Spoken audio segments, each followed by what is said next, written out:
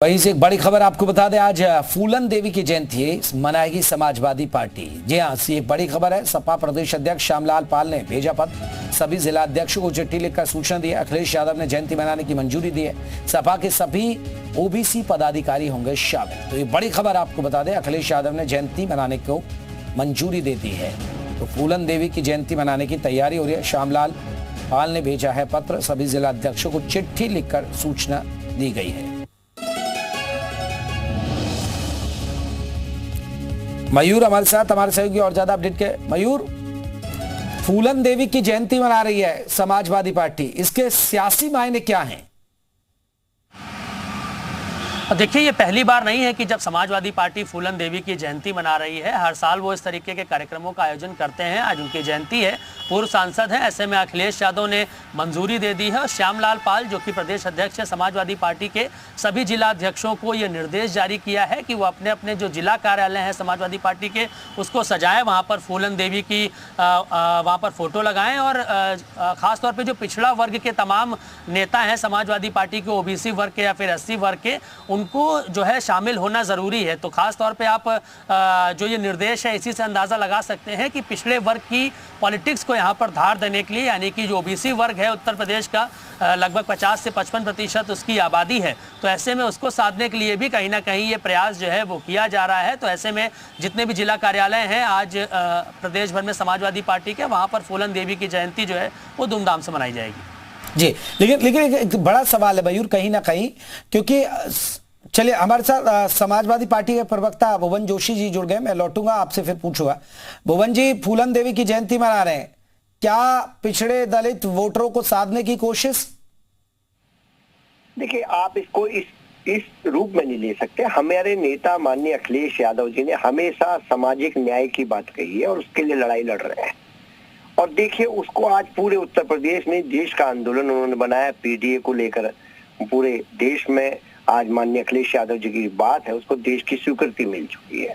और निश्चित तौर पर जो फूलन देवी जी ने जो अभिजात्य वर्ग के खिलाफ और एक उनका शोषित, पीड़ित, वंचित समाज को जो संदेश उनका जीवन देता है, निश्चित तौर पे वो आने वाली जो पीढ़ी है वो भी उस विषय को समझ सके, उस पर काम हो सके और उस पर आगे बढ़ा जा सके।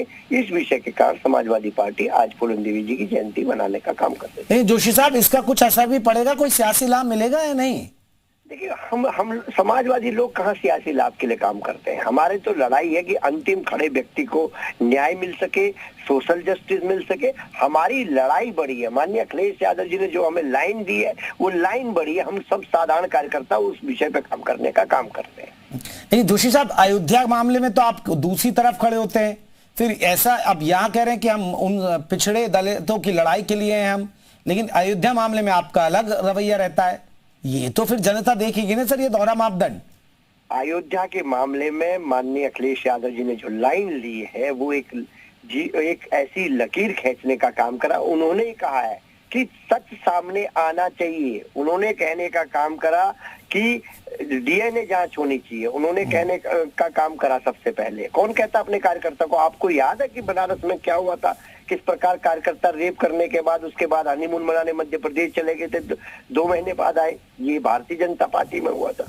हमने तो इसका विरोध करा। हमने कहा कि लेकिन सच देश के सामने आना चाहिए। तो सर जोशी साहब, मैं इसलिए ये बात लेके जा रहा हूं कि आप कह रहे हैं कि हम पिछड़े दलित सबकी हक की आवाज कर रहे हैं, तो आप हर केस में, तो फिर आप हर केस में यही कही है कि हर केस में किसी को निर्दोष को सजा ना मिले। जब भी कोई घटनाएं होती हैं तो फिर सरकार को मत घेरिए, सब सरकार को बोलिए कि वो डीएनए कराए सबका।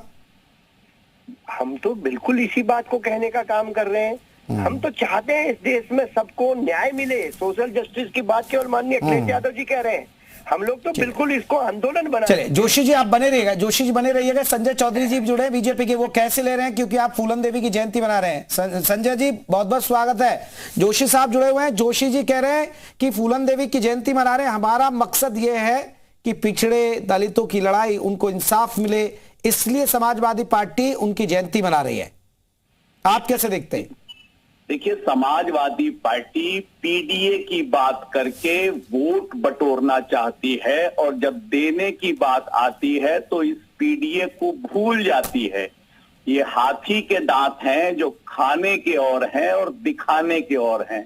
आप देखिए जेपी भाई, जब इन्हें राज्यसभा में नेतृत्व देने की बात आती है तो वो राम गोपाल यादव को चुनते हैं, लोकसभा में बारी आती है तो अखिलेश यादव को चुनते हैं, विधान परिषद में नेता बनाने की बात आती है तो लाल बिहारी यादव को मिलती है। यानी कि वोट तो लेने के लिए सबके नामों का इस्तेमाल करेंगे, पीडीए की बात करेंगे, लेकिन जब देने की बात आएगी, नेतृत्व देने की बात आएगी, तो ये केवल और केवल यादवों पर भरोसा करेंगे, उनको नेतृत्व देंगे, उनको आगे बढ़ाएंगे। जोशी जी, एक छोटा सा रिएक्शन आपका मैं चौधरी जी की बात पर। अपने साथी से कहना चाहता हूं, राज्यसभा में भी पीडीए को लागू करने का काम करा, विधानसभा में भी पीडीए को लागू करने का काम करा, और माननीय अखिलेश यादव जी ने 2024 में कहा था पीडीए में ए फॉर अगड़ा भी है और आधी आबादी भी है। आदरणीय जयप्रदा जी बेजी आधी आबादी का प्रतीक है। अब निश्चित तौर पे माता प्रसाद पांडे आए, वो भी निश्चित तौर पे ए फॉर अगड़ा का है, उन्होंने जो सूत्र दिया। हमारे नेता कोई बनावटी बात नहीं करते माननीय अखिलेश यादव जी। चलिए, बहुत बहुत शुक्रिया आप दोनों मेहमानों का, जोशी जी और संजय जी, और मयूर आपका बहुत बहुत शुक्रिया। लेकिन अब देखिए, कहीं ना कहीं सिर्फ एक विशेष वोट को पाने की कोशिश होती है पार्टियों की, और वही कोशिश है लगातार पार्टियां कर भी रही है।